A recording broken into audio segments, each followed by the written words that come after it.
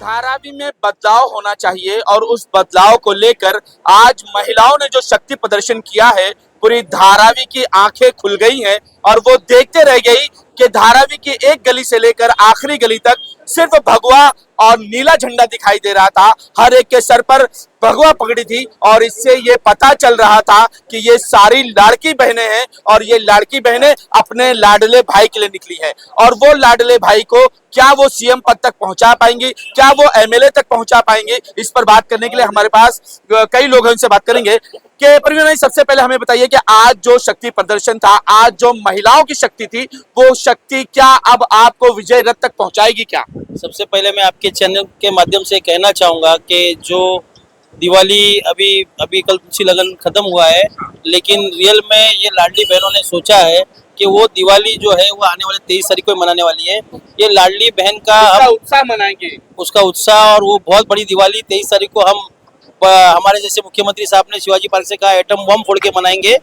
23 तारीख को वो करने वाले ही हैं, लेकिन जैसे ही अभी हमारे सब सहयोगी ने कहा और हमारे खादर साहब का ये आदेश था कि उनके पास लाडली बहनों का ये निरोप आ रहा था कि हम सब तरह की रैली निकल रही है, हर वार्ड की रैली निकल रही है, लेकिन हमारे लाडली बहनों की एक रैली निकलनी चाहिए।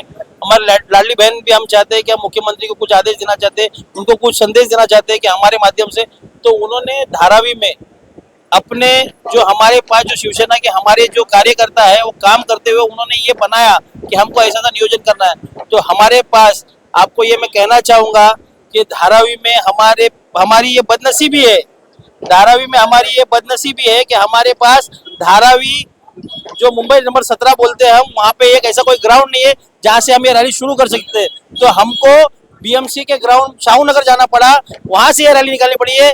ये जो पूरा प्रॉब्लम है, आज धारावीकर को जो ग्राउंड नहीं है, स्कूल नहीं है, हॉस्पिटल नहीं है, ये बहनों ने अपनी तादाद में आके दिखाना चाहा।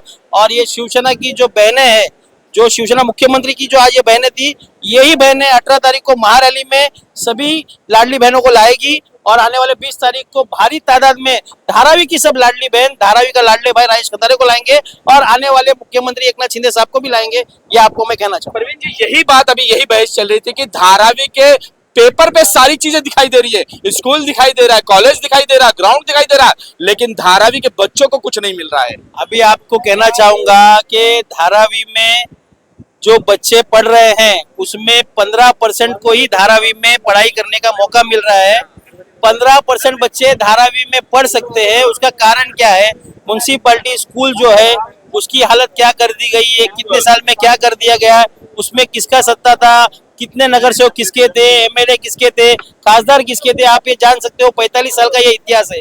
उसके बाद हमारे खासदार साहब राहुल शेवाड़े साहब ने इलेक्शन से पहले ये उर्दू मीडियम स्कूल का टेंडर करा के, उसका टेंडर फ्लोट करा के, आज उसका टेंडर फ्लोट होने के बाद टेंडर हो चुका है और आने वाले कुछ दिनों में आचार संहिता के बाद उसका उद्घाटन होने वाला है।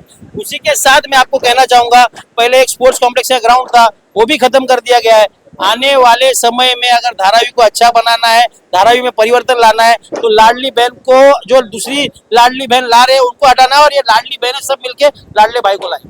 भास्कर जी, आखिर क्या वजह थी कि सीएम साहब के बहू को धारावी में लाया गया और उनके नेतृत्व में यहाँ की हजारों महिलाएं जो है वो रास्तों पे सड़क पर उतरी और अपने शक्ति प्रदर्शन किया? नहीं नहीं, लाने का काम नहीं हुआ है। तो इधर का जो लाड़की बहन लोग हैं उन लोगों का ये था कि हमें एक दिन इच्छा था उनकी कि हमें एक दिन समर्थन में उतरना है। सीएम साहब ने हमको इतना ताकत दिया है, हमारे बारे में सोचा है।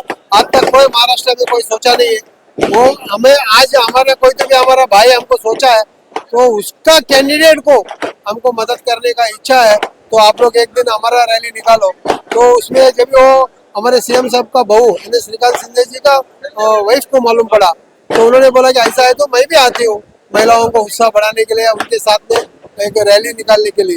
तो उनको भी लेकर साथ में एक बहुत बड़े पैमाने पर आप देखा रहेगा 5-6 हजार कम से कम महिलाएं ने तो रास्ते में उतरकर राजेश खंदारे जी को समर्थन देकर सीएम साहब को वापिस एक बार महाराष्ट्र का सीएम बनाने में हमारा कहीं ना कहीं सहयोग करके दिखाने का काम उन्होंने किया है।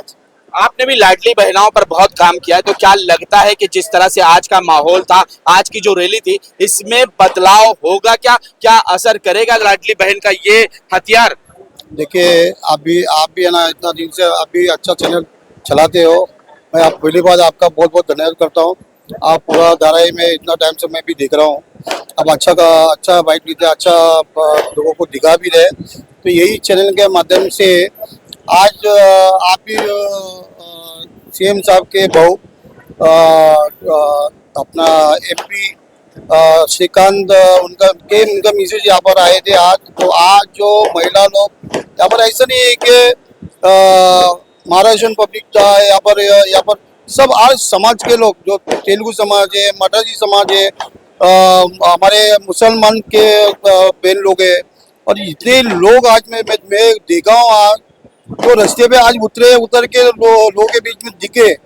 तो आज आपने वीडियो लिया है, तो ये वीडियो आपके माध्यम से आप बताना चाहिए, ये गायकवाड़ फैमिली को बताना चाहिए कि आज है ना लोग है ना रास्ते में उतरा है और ये ना ये आने वाले 20 तारीख को ये सब वोटिंग शिवसेना को वोट करके और राजेश खंदारे साहब को चुनाव के लाएंगे। ये सबका गारंटी है, ये शिंदे साहब का गारंटी है, ये शिवसेना का गारंटी है। महायुति भी हमारे साथ है, जिन्होंने कई बार जो है हर जगह पे जाकर महायुति के साथ साथ लोगों को बता रहे हैं कि किस तरह से बदलाव होना चाहिए। सर, क्या महायुति जोरों शोर से है? क्या अब ये ताकत लगा देंगे? क्या बदलाव लाकर रहेंगे? क्या निश्चित बदलाव आने वाला है और बहुत बड़ा बदलाव आने वाला है। जो सीएम साहब के नेतृत्व में ये इलेक्शन लड़ रहे हैं और शिंदे साहब ये महाराष्ट्र का विकास करने वाले बहुत अच्छे मुख्यमंत्री है।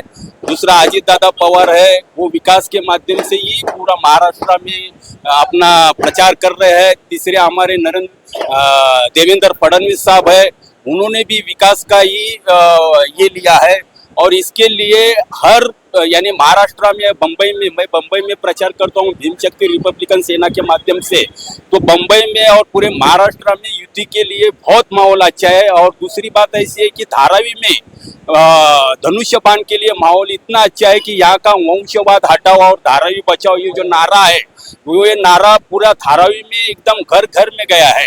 क्योंकि धारावी को कांग्रेस वालों ने पूरे आशिया खंडा में झोपड़पट्टी वाला ऐसा करके कलंक किया था, लेकिन आने यहाँ युति के माध्यम से नरेंद्र मोदी साहब ने इस धारावी को विकास करके यहाँ के लोगों को जिधर है उधर मकान देके इस सिटी को वर्ल्ड में बेस्ट करने का जो वादा नरेंद्र मोदी साहब ने किया है वो होने वाला है। इसके लिए धारावी में ये टाइम परिवर्तन होने का बहुत बड़ा चांसेस है और आने वाले समय में यहाँ के विधायक कंधारे साहब भारी मतों से जीत जाएंगे।